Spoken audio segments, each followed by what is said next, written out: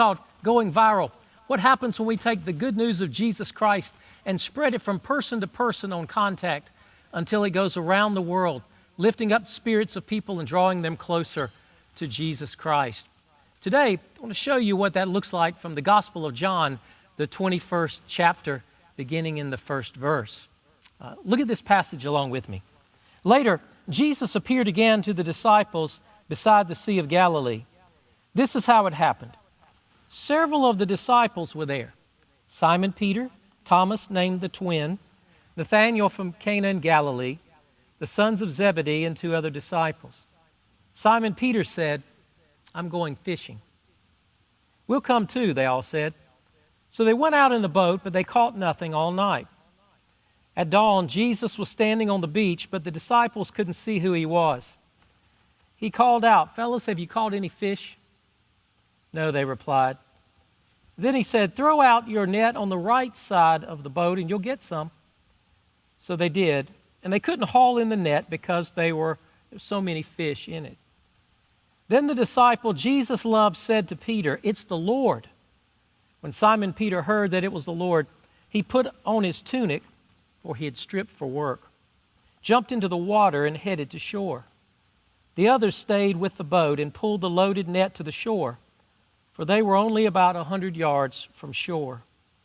When they got there, they found breakfast waiting for them, fish cooking over a charcoal fire and some bread. "Bring some of the fish you've just caught," Jesus said. So Simon Peter went aboard and dragged the fish to the shore.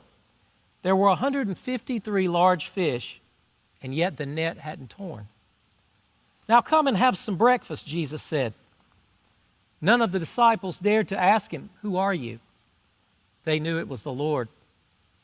Then Jesus served them the bread and the fish. This was the 3rd time Jesus had appeared to his disciples since he had been raised from the dead. After breakfast, Jesus asked Simon Peter, "Simon, son of John, do you love me more than these?" "Yes, Lord," Peter replied. "You know I love you." "Then feed my lambs," Jesus told him. Jesus repeated the question, "Simon, son of John, do you love me?" "Yes, Lord," Peter said. "You know I love you." "Then take care of my sheep," Jesus said. A 3rd time he asked him, "Simon, son of John, do you love me?" Peter was hurt that Jesus asked the question a 3rd time. He said, "Lord, you know everything. You know that I love you." Jesus said, "Then feed my sheep." I want to talk to you a few moments this morning on this idea of Jesus serves filet of soul.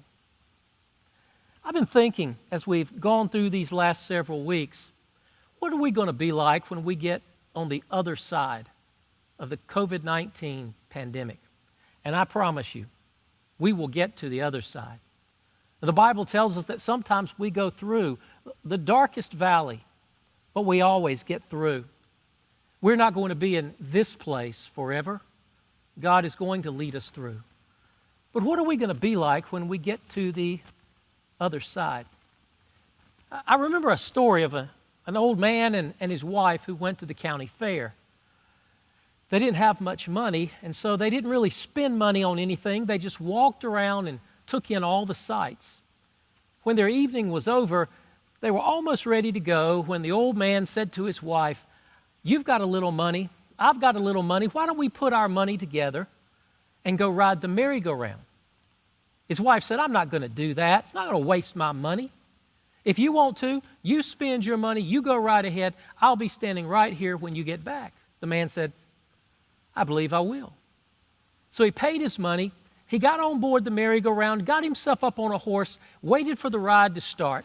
The ride began to spin around. It took him around for the ride. When it was over, he got off, came back right where his wife was, and she said, "Now look at yourself. You spent all your money. You've come right back to the same place you left, and you hadn't been anywhere in the meantime." I'm often thinking of late, what would it be like if we get through this time and we're just like that old man at the county fair? We find ourselves having spent all our money. We're right back here where we started, and in all of this process, we haven't gone anywhere. You know, I I think one of the things that God's saying to us in this time is, don't waste this time. I believe God is trying to do something in us and through us. I believe God has met us here in this time and is trying to take us somewhere else so that when we have all this behind us, we will be different people in different places, and we will be ready to do something new and fresh from God. I'm pretty sure that that's what Jesus has always been trying to do in his disciples, whether in our day or in that very first day. The Bible tells us that after his death, burial, and resurrection, after that first Easter, Jesus appeared to his disciples 3 times. 3 separate occasions he went to where they were, and he was trying to get them to follow him to a new place. It was difficult because every time he met them, they were going backwards, and they didn't want to journey forward into this new life, this new creation for which they had been prepared. Let me tell you one of those stories.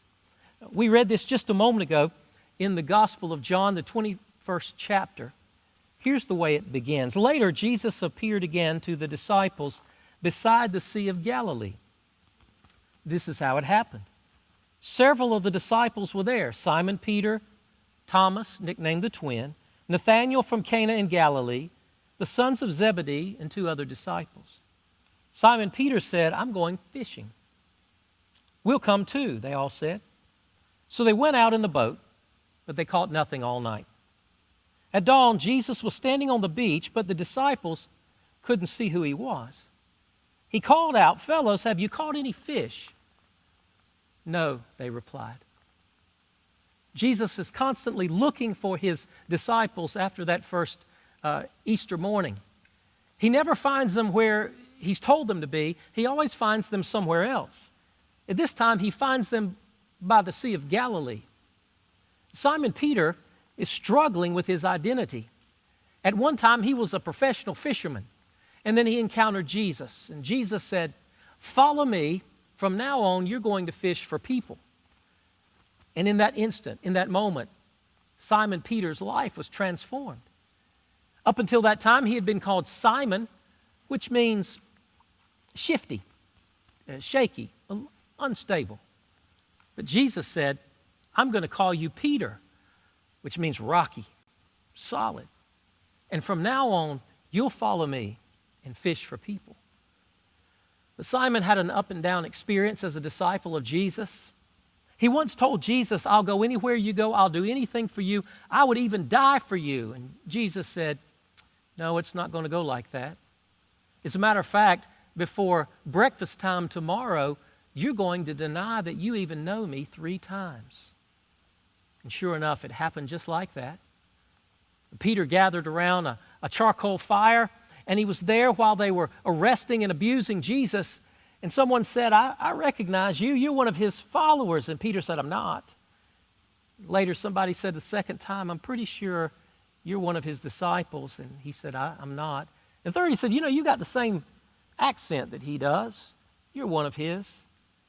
He says, "I don't even know him." And right about that time, the rooster crowed. It was breakfast time. And Peter realized that he had failed Jesus when Jesus needed him most. And so Jesus is there by the side of the Sea of Galilee. And Peter has said to the disciples, "I'm going back to fishing." And they said, "We'll go with you." And so they fished all night long, and they caught nothing. Not only is Peter a failure at being a disciple of Jesus, he's a failure at fishing.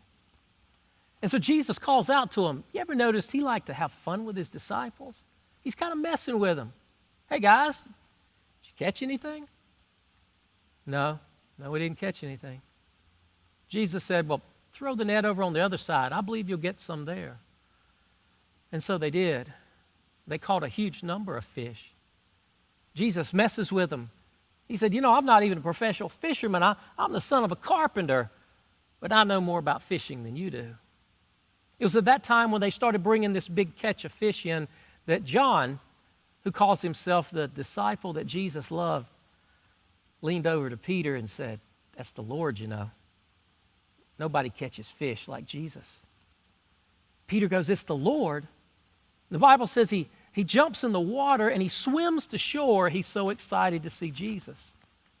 When they get there, Jesus is making breakfast. He's got fish cooking. He's just showing off now. He said, look, I've got fish, I've got bread.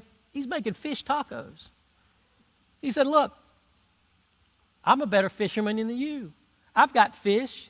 You're out there all night. You can't catch anything unless you have my help. Sit down, let's have some breakfast. Then he feels sorry for Peter. I think he says, you know what? You can bring some of the fish you caught. I'll cook those too. They sit down and they have this wonderful fish taco breakfast. Well, then after that, Jesus begins to serve the second course. This is the one I call filet of soul. Jesus turns to Peter. He said, I got a question for you. Do you love me more than these? It's an interesting question because it's unclear as to what Jesus is referring to. Peter, do you love me more than these? A lot of possibilities. Maybe Jesus points to the other disciples and he says, Peter, do you love me more than these love me? I don't know. Maybe he points to the disciples and he says, Peter, do you love me more than you love them? Maybe Jesus points to the stack of fish. He says, Peter, do you love fishing more than you love me? You know, you'd have to be careful asking some men that. Do you love fishing more than Jesus? That'd be a tough question for some folks to answer. Maybe Jesus points to the boats and says, Peter, do you love these boats more than you love me? You know, you don't mess with a man in his boat or his car or his RV or his gun collection or his golf clubs. Maybe what Jesus is asking Peter is, Peter, do you love me more than all the things in your life? And then he uses this phrase. He named him Peter after calling him Simon because he said, you're the solid rock we're going to build this movement on. You're going to be a solid leader going forward. Peter's not a solid leader, is he? And so he says, Simon, son of John, do you love me more than these?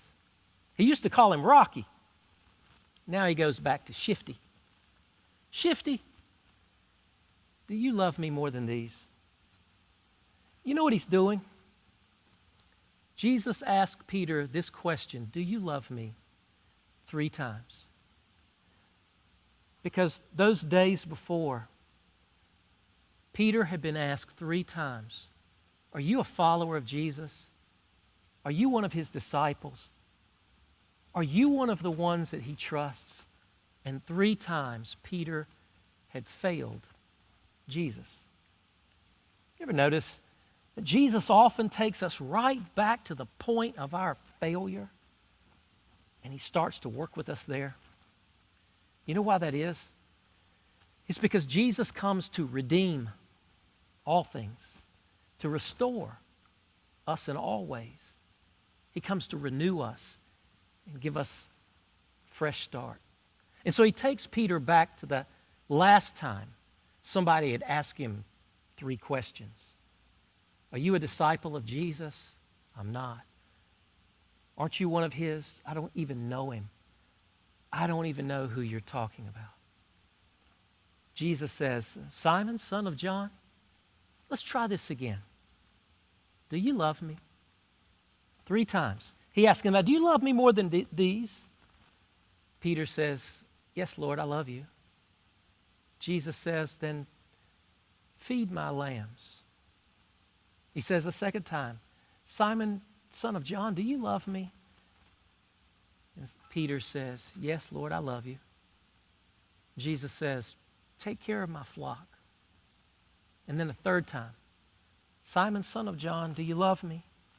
The Bible says Jesus hurts Peter's feelings the third time. Peter says, look, you know everything. You know that I love you.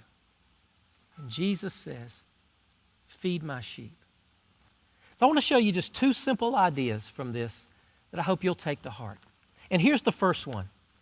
Jesus builds great faith out of great failure. Jesus meets us at the place of our greatest failure, and he said, let's start from here, and let's build something great going forward.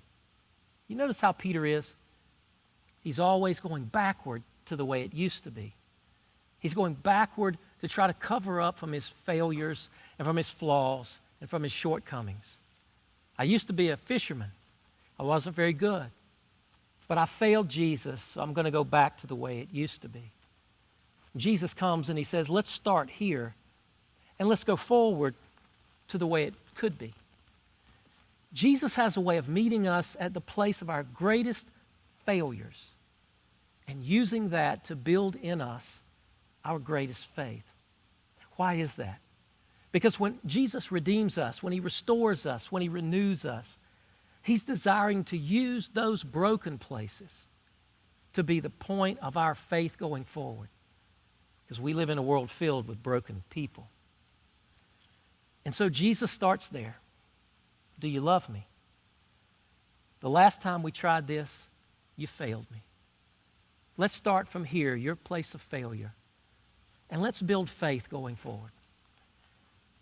Simon, son of John, do you love me? And Jesus says, yes, Lord, I love you. So Jesus says, well, I've got a job for you. I want you to feed my sheep. I want you to take care of my lambs. I want you to look after my flock. See, the thing you got to understand is when Jesus builds our faith, it's for a purpose. Faith is not just something we have in our head. Peter had that. He said, Lord, I know who you are. You are the Messiah, the Son of the living God. That was in his head. Jesus says, do you have that in your heart? Do you love me? Peter said, you know I love you, Lord. And so the third thing Jesus said, then I need you to put this to practice in your life, in your actions. Show that you love me by how you take care of my flock. Jesus said, I'm the good shepherd. I'll lay down my life for my sheep. Peter, I'm giving you that responsibility now. You go find the vulnerable lambs. You go find the straying flock. You find the sheep that need feeding. And you look after them. Just want you to think about this simple idea, and that's this. We love Jesus when we love those Jesus loves. We show Jesus our love when we demonstrate our love for other people. Have you ever heard the story of the long spoons, the parable of the long spoons? It goes something like this. There was a woman who asked God, God, can you show me the hereafter? And God said, sure. It's like this. And immediately the woman was transported to a great banquet hall with lines and lines of tables filled with people, and on each table, bowls and bowls heaping of delicious food. And the people that were there, they were weak and skinny. They were discouraged. They were down. They were angry and bitter. Coming out of their arms were these long spoons. And the people would take their spoons, these long, long spoons, and they would dip them down in this delicious food. And they would try to feed themselves because the spoon was so long they couldn't get it to their mouth. And they were frustrated, and they were angry, and they were bitter. And they were selfish because they couldn't feed themselves. The woman said to God, what is this place? And God said, this is hell. The woman said, is there another option? And God said, there is. And immediately she was transported to another place. It looked almost identical. There were long lines of tables, the banquet hall. The tables were covered with bowls filled, heaping and flowing over with delicious food. This time, though, the sound was different. It was like a great celebration. All the people were smiling and happy, and they looked healthy. They, too, had long spoons extending from their arms. And as they would dip down in the bowls of this delicious food, instead of trying to feed themselves, they extended their arms and they fed the people on the other side of the table. And the people on the other side of the table fed them. And the woman said, what is this place? And God said, this is heaven. He said, you see the difference between the two? Hell is for the selfish, the self-centered, the stingy, and the greedy who only think of themselves. But heaven is for those of generous heart and generous spirit who think not just of themselves, but who think of others. Jesus said, "Simon, son of John, do you love me?" Peter said, "Yes, Lord, you know I love you." Jesus said, "Well, you show your love for me by loving those that I love." You find those that are hurting and lost and hungry and weak and vulnerable, and you love them. When you show your love for them, I will feel that love. So when we come out of this, and we're going to come out of this, I know you are, I believe we all are, we're going to be defined either by our failures, by our fear of failures, or we're going to be defined by our faith. I think Jesus is saying to us right now, I'm here with you, and I can meet you at your point of your greatest fear, your point of your greatest failure, and I can build from there and turn this into your greatest faith. Do you love me? I've got work for you to do. Jesus is handing off his mission now to people just like us. And he's saying, feed my sheep. Take care of my flock. Reach out to the vulnerable ones. You'll love me when you love them. Maybe someone needs a call. Maybe a note, a card. Maybe they need a meal. Maybe they're alone and they need to know that someone cares enough about them to reach out to them. I can promise you in this time, there are a lot of sheep that are lonely and lost and are hungry and hurting. And Jesus is saying to us, you may have failed in the past. You may have plenty of flaws. You may be afraid of what's going to happen. But I'll meet you here. We'll start here, and we'll turn this into your best hour. We'll build great faith. If you can turn your focus away from your situation, your circumstance, and you can love others, you will find your faith growing with every outward expression of the love of Jesus Christ in your life. You join with me. Jesus is serving filet of soul. He's speaking to you right now. What are you going to do?